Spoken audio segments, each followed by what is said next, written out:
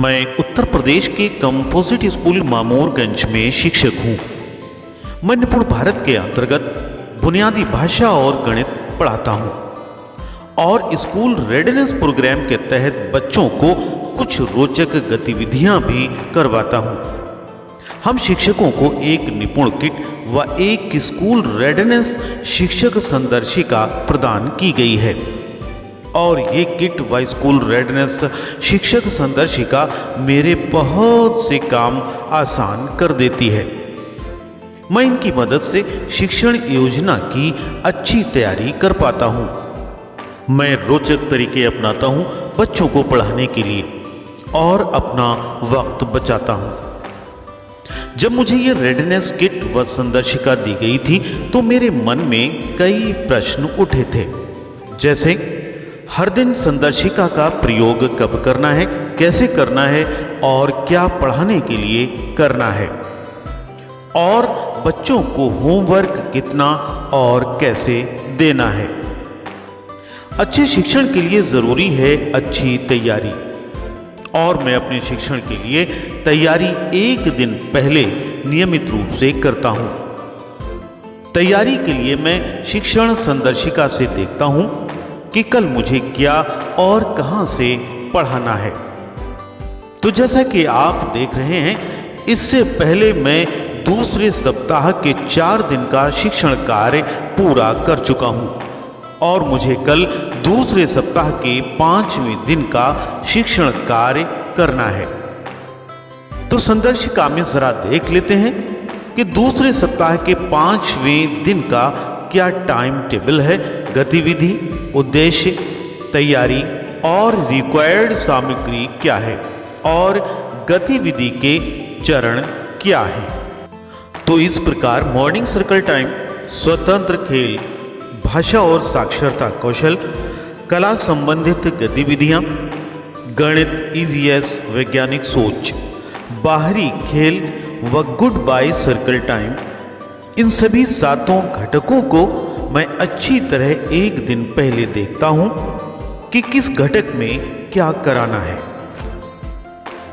मैं अधिकतर स्कूल सवेरे जल्दी पहुंच जाता हूं और ध्यान रखता हूं कि मैं अपनी शिक्षक संदर्शिका साथ लाऊं। सुबह की असेंबली के उपरांत मेरी दिनचर्या शुरू। सबसे पहले मॉर्निंग सर्कल टाइम से शुरुआत करता हूं और इसमें मैं स्वच्छता की जांच, स्वागत, प्रार्थना, बच्चों से बातचीत एवं शारीरिक गतिविधियों को करवाता हूं। आज अगर शनिवार है तो कल कौन सा दिन था? शुक्रवार। अच्छा, इसके बाद जो है अब हम बात करेंगे स्वच्छता पर। स्वच्छता जानते हो? सफाई, सफाई जानते हो नहीं? तो आज जो है हम एक दूसरे के नाखून चेक करेंगे, बाल कैसे हैं, नहा के आए हो नहीं आए हो। अच्छा, बाल हमें काट के आना चाहिए, तेल डालना चाहिए, और नाखून कितने बड़े होना चाहिए? बहुत बड़े बड़े हैं। हाँ, नन्हे नन्हे। नाखूनों में क्या होता है? गंदगी भरी होती है। नाखूनों में क्या भर जाता है? गंदगी। और वो गंदगी हमारे मुंह में चली जाती है जब हम खाना खाते हैं तो, ठीक? और वो गंदगी जाके हमें क्या कर देती है? बीमार। चलो ताली बजाओ। अपने अपने नाखून दिखाओ ऐसे करके। घर पे काटोगे जाके? सही है। हाँ ठीक, तुम्हारे सही है। तो जिन जिन के नाखून बड़े हैं वो आज घर पे जाके क्या करोगे? इसके बाद मैं दूसरा घटक स्वतंत्र खेल शुरू करता हूं। संदर्शिका में इससे संबंधित दी हुई गतिविधि संदर्शिका में समझाए गए चरणों के अनुसार करवाता हूं। देखिए,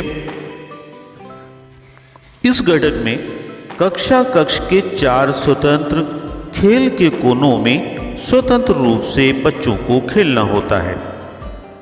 कक्षा कक्ष में उपस्थित स्वतंत्र खेल के लिए बनाए गए कोनों में रखी गई सामग्रियों द्वारा सर्वांगीण विकास बच्चों का होता है। कला कोना, किताब कोना, ब्लॉग कोना, अभिनय व गुड़िया घर से संबंधित सामग्रियां इन कोनों में होती हैं। बच्चे स्वतंत्र रूप से अपनी पसंद से किसी भी कोने में रखी हुई सामग्री का चयन खेलने के लिए कर सकते हैं। आवश्यकता अनुसार शिक्षक बच्चों को निर्देश दे सकता है व बच्चों द्वारा पूछी जा रही जिज्ञासाओं का समाधान कर सकता है। शिक्षक सभी कोनों पर खेल रहे बच्चों का अवलोकन करते रहें और जरूरत पड़ने पर उनकी मदद भी करते रहें। बच्चे सभी कोनों में रखी हुई सामग्रियों को बहुत अच्छी तरह जांच परख रहे हैं और देख रहे हैं, छू रहे हैं। फिर मैं तीसरा घटक भाषा और साक्षरता कौशल शुरू करता हूं। संदर्शिका में इससे संबंधित दी हुई गतिविधि संदर्शिका में समझाए गए चरणों के अनुसार करवाता हूं। इसमें पहले बच्चों को मैं स्थानीय कविता सुनाता हूं, फिर मैं बच्चों को मौखिक कहानी सुनाता हूं। कहानी का चयन पहले से ही कर लेता हूं और इससे संबंधित प्रश्न पहले से ही तैयार कर लेता हूं। इस कहानी का नाम है दो चींटी। क्या नाम है? दो चींटी। हाँ, तो एक लाल चींटी थी, एक काली चींटी थी। लाल चींटी चावल का दाना लाई, काली चींटी दाना चट कर गई। चट मतलब खा गई। काली चींटी चीनी का दाना लाई, लाल चींटी दाना चट कर गई। खाना कम था, वे दोनों भूखी रह गईं। उसके बाद मैं चौथा घटक कला संबंधित गतिविधियां शुरू करता हूं और संदर्शिका में इससे संबंधित दी हुई गतिविधि संदर्शिका में समझाए गए चरणों के अनुसार करता हूं। इस गतिविधि में बच्चों को छोटे छोटे समूहों में बांटकर गोल घेरे में बैठा देते हैं और सभी बच्चों को एक एक कागज, पेंसिल, रबर, शार्पनर एवं क्रेयॉन रंग उपलब्ध करा देते हैं। अब आप बच्चों को सुनाई गई कहानी या कविता के आधार पर उनसे चित्र बनाने को कहते हैं। बच्चे उस कविता के आधार पर, कहानी के आधार पर चित्र बनाते हैं। फिर इसके बाद मैं शुरू करता हूं पांचवा घटक गणित ईवीएस वैज्ञानिक सोच और संदर्शिका में इससे संबंधित दी हुई गतिविधि संदर्शिका में समझाए गए चरणों के अनुसार करवाता हूं। इस गतिविधि से बच्चों की स्मरण शक्ति मजबूत होती है। सबसे पहले बच्चों को अर्धचंद्राकार घेरे में बिठाकर उनके सामने एक डिस्प्ले बोर्ड रखता हूं। डिस्प्ले बोर्ड पर कुछ ऐसी वस्तुएं जिन्हें बच्चे अच्छी तरह जानते हैं, पहचानते हैं, रखता हूं। एक बार सभी बच्चों से उन वस्तुओं को ध्यानपूर्वक देखने को कहता हूं और बच्चों से पूछता हूं उन वस्तुओं के बारे में कि कौन कौन सी वस्तुएं डिस्प्ले बोर्ड पर रखी हैं। बच्चे बताते हैं कैंची, चॉक बॉक्स, पेपरवेट, साबुन, गोंद की बोतल और डंबल। उन सभी वस्तुओं को डिस्प्ले बोर्ड पर सभी बच्चों की आंखें बंद कराकर एक कपड़े से ढक देता हूं और कुछ देर के बाद उस कपड़े को हटा लेता हूं।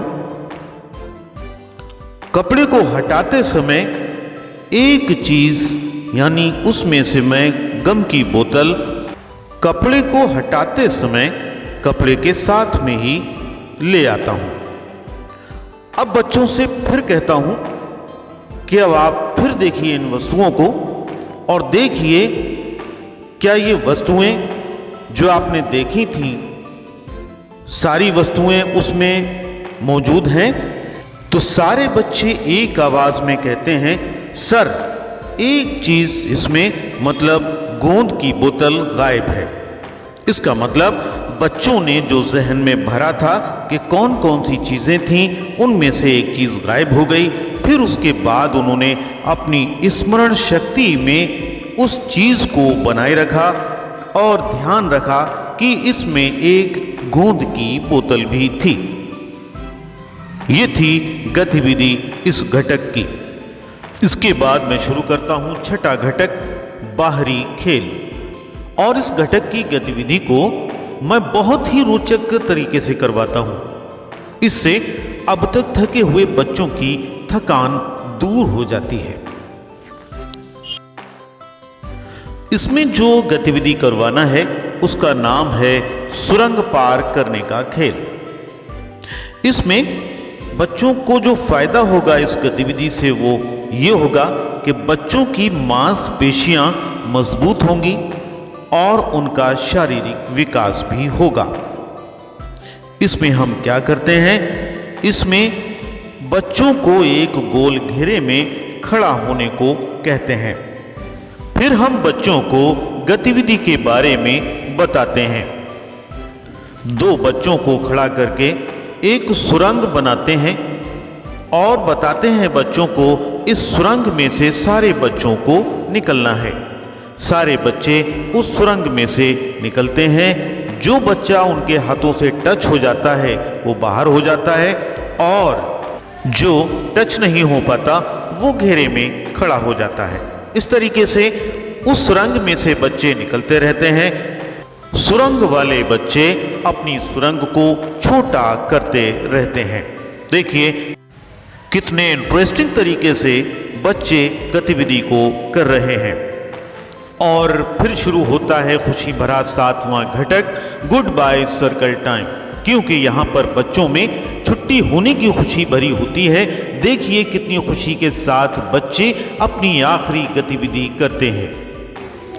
इसमें बच्चों की पसंद की कोई भी गतिविधि करवाते हैं और bच्चों से उनकी पसंद और नापसंद के बारे में उनसे चर्चा करते हैं और उन्हें सहज करते हुए उनसे बातचीत करते हैं।